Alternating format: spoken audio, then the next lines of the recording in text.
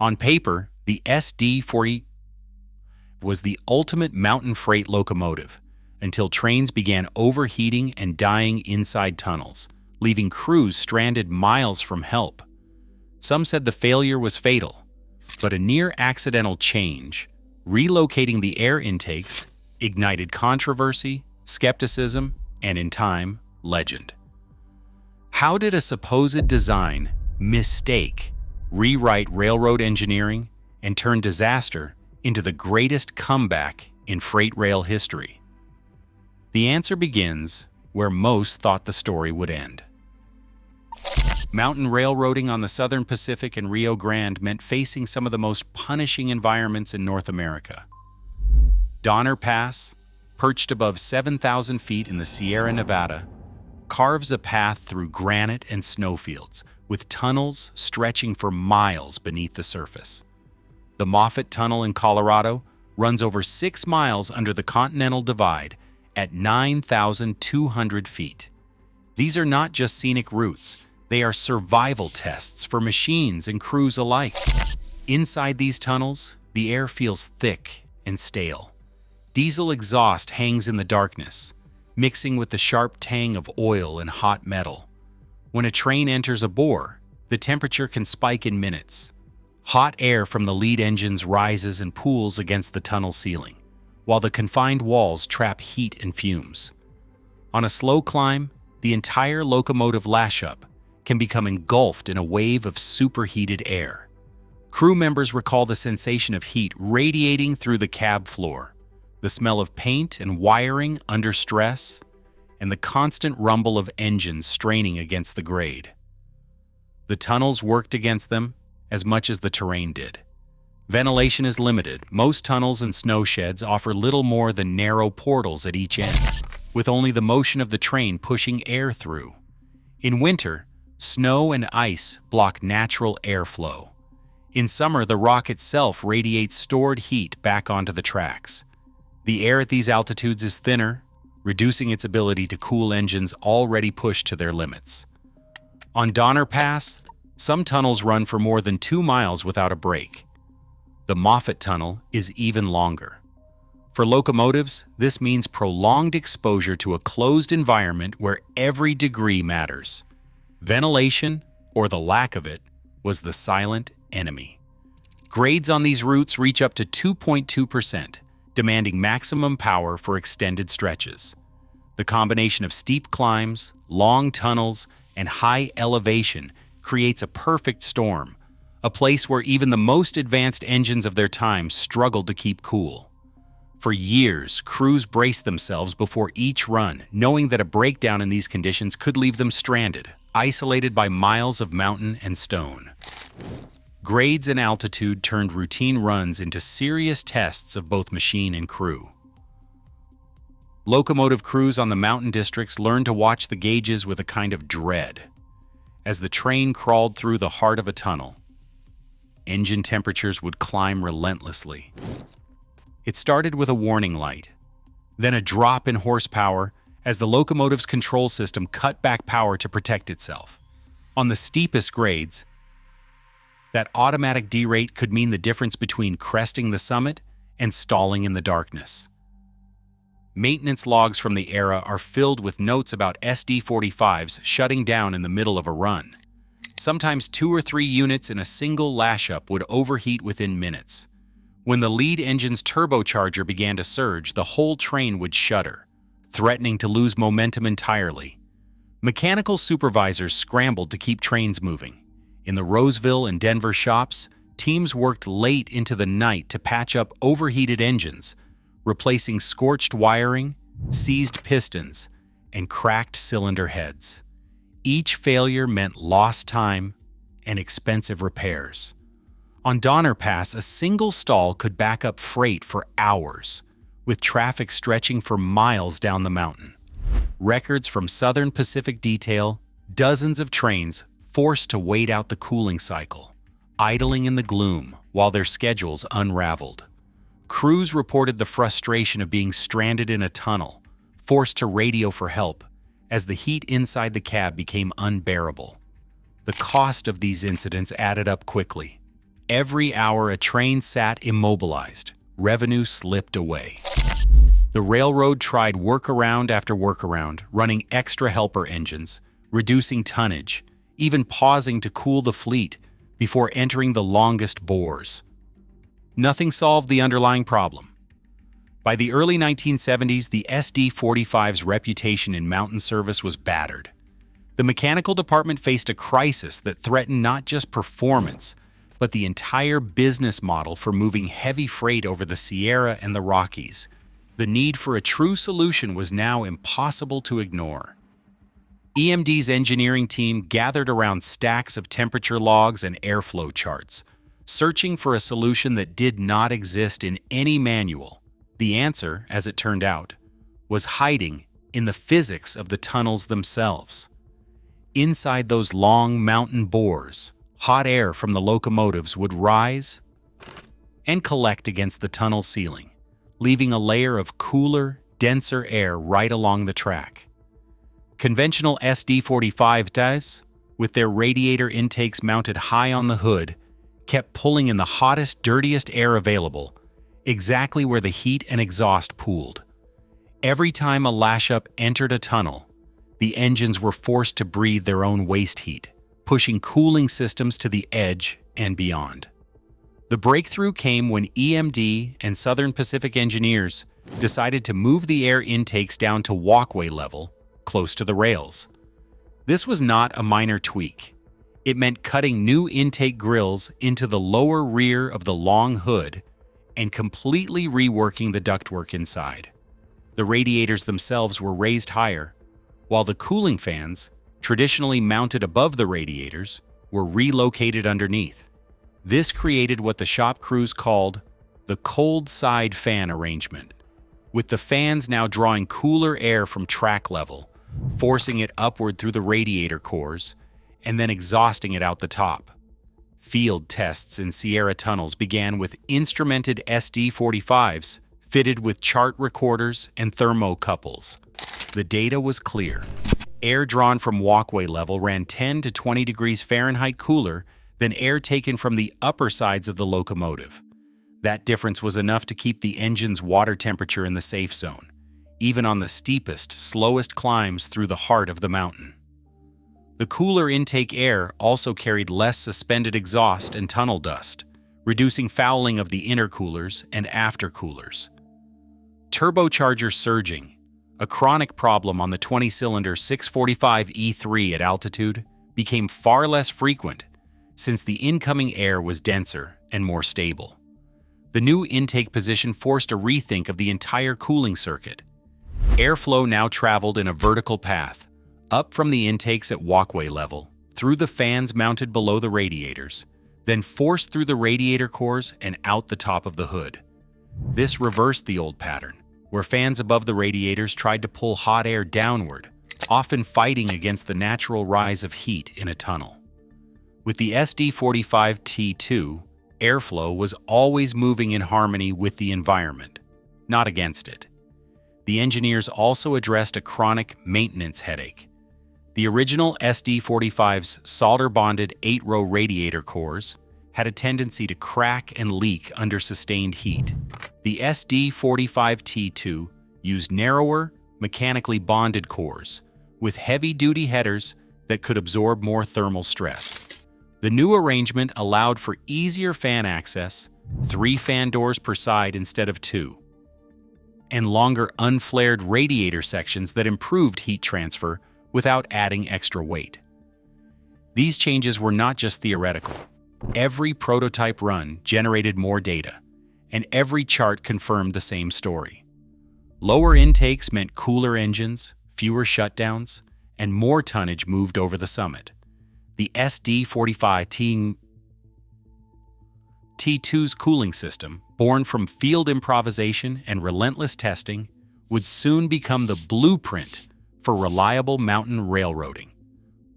Roseville's sprawling diesel shops became a proving ground for the SD45T2 prototype, but not everyone was convinced. On paper, the field tests looked promising. Run after run across the Sierra, the modified engines powered through the tunnels without a single derate.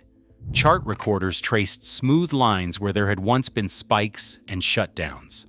Crews reported fewer warning lights and more confidence on the grades. Yet inside the maintenance offices, the mood was far from celebratory. Mechanical chiefs pored over the early data and shook their heads.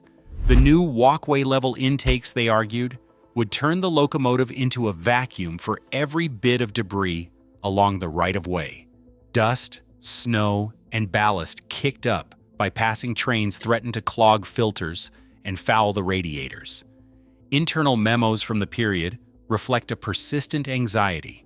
One supervisor wrote, "Intake location may increase frequency of cleaning and risk of engine contamination." Maintenance crews braced for a surge in unscheduled shop visits, anticipating that the fix for overheating would simply trade one problem for another. The skepticism ran deeper than just maintenance headaches. Some engineers doubted whether the vertical airflow path would provide enough cooling at low speeds, especially in the longest tunnels. The SD45's 20-cylinder 645E3 engine was already infamous for its appetite for repairs. Critics warned that the new design's heavy-duty radiator cores, though more robust, might not survive the constant cycling between freezing mountain nights and the searing heat of a tunnel run. The reluctance wasn't just technical, it was cultural. For decades, the industry had relied on high-mounted intakes and over-radiator fans. Moving the entire system down to track level felt like a violation of hard-earned experience. Even as Roseville's test logs filled with evidence of success, doubts persisted across the railroad's upper ranks. Procurement committees demanded more data. Some board members questioned the wisdom of investing in a fleet of locomotives that, to their eyes, looked like a stopgap measure. The term Band-Aid solution appeared in more than one internal discussion. There were fears that the SD45T-2's unconventional design would complicate fleet standardization, driving up parts inventories and training costs. The pressure to stick with proven models, like the reliable SD40, remained strong. Yet the numbers from the mountains were hard to ignore. Prototype units ran the full length of Donner Pass and through the Moffat Tunnel without a single automatic derate or shutdown. In conditions that had sidelined standard SD45s, the tunnel motor kept pulling.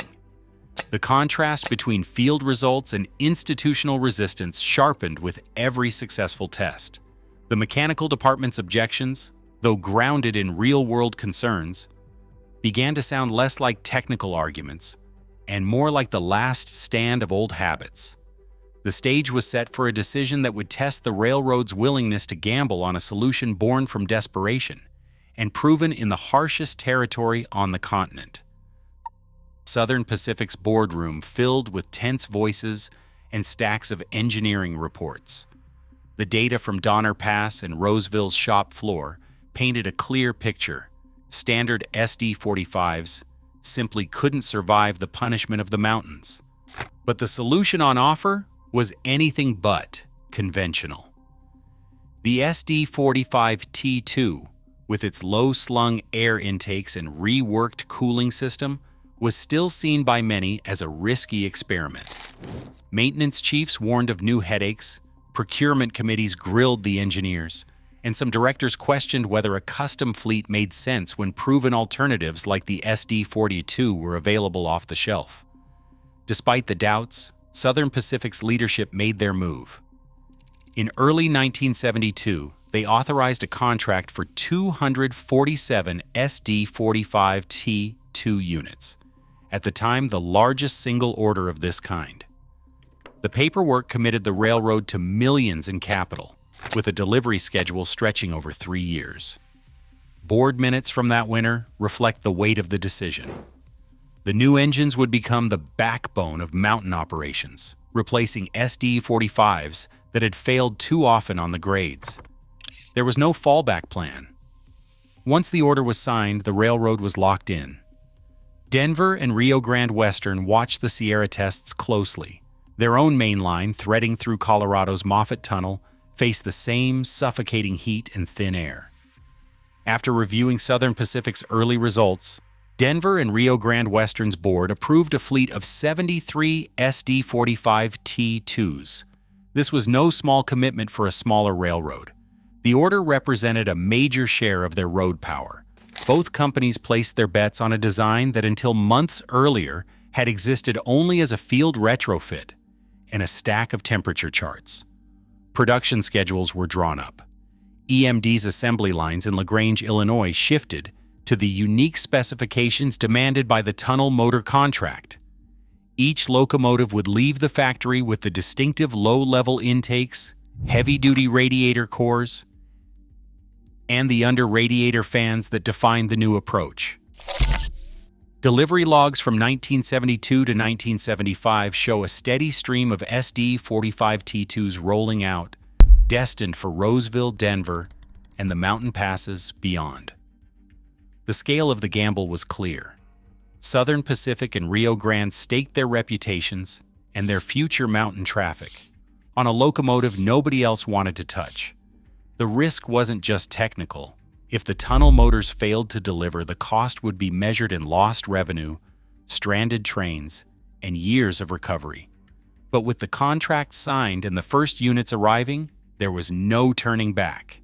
The next test would come not in the boardroom, but on the rails, where the mountains made no allowances for theory or hope. Reliability in mountain railroading is measured in hard numbers, not hopeful promises. Once the SD45T2s began regular service, the mechanical departments at Southern Pacific and Rio Grande started tracking every failure, every unscheduled stop, and every hour spent sidelined for repairs. The logs told a story that no boardroom argument could refute. Mean time between failures, known as MTBF, rose sharply compared to the standard SD45s, where the original models struggled to make it over the summit without a shutdown. The tunnel motors routinely finished runs without a single derate. Maintenance bulletins from the mid-1970s recorded a drop in heat-related incidents by more than half on the Donner and Moffett routes. The number of trains forced to pause for cooling cycles plummeted. On the busiest weeks, SD45T2s logged 20 to 30% more tonnage moved per locomotive than the models they replaced. The shift wasn't just visible in the repair shops. Dispatchers noticed fewer calls for rescue engines. Schedules tightened as trains made it through the tunnels on time. The savings piled up in the form of reduced overtime, lower fuel waste from idling, and fewer blown turbochargers or seized pistons. By 1975, Southern Pacific's internal reports credited the tunnel motor fleet with reclaiming thousands of lost revenue hours each year. In a business where a single stalled train could back up the main line for half a day, that kind of reliability was priceless. Competitors tried to catch up. General Electric, the other heavyweight in locomotive manufacturing, introduced high-mounted intake designs on its C36-7 and U36C models, hoping to address the same tunnel overheating problem. But the numbers didn't lie. GE's test units failed to match the SD45T2's cooling performance in real tunnel conditions. Maintenance logs from the period detail persistent overheating and dust ingestion on the GE fleet, leading to frequent derates and shop time. No matter how the designs were tweaked, none achieved the same balance of cooling, power, and reliability as the tunnel motor. The industry began to take notice. By the late 1970s, the SD45T2 had become the gold standard for mountain operations. While other models cycled in and out of favor, the tunnel motors kept running, year after year, through blizzards and heat waves, over grades that had broken so many engines before. The data was clear. What started as a desperate experiment had become the most dependable freight locomotive in the harshest territory on the continent. Today, dozens of SD45T2s still haul freight across American rails, outlasting supposed advancements and proving that unconventional thinking can become indispensable. In an era obsessed with digital perfection, The tunnel motor reminds us that true progress often comes from risk, doubt, and accidental brilliance. Sometimes the best solution is the one nobody planned. What do you think? Does innovation always follow the rules? Share your thoughts below.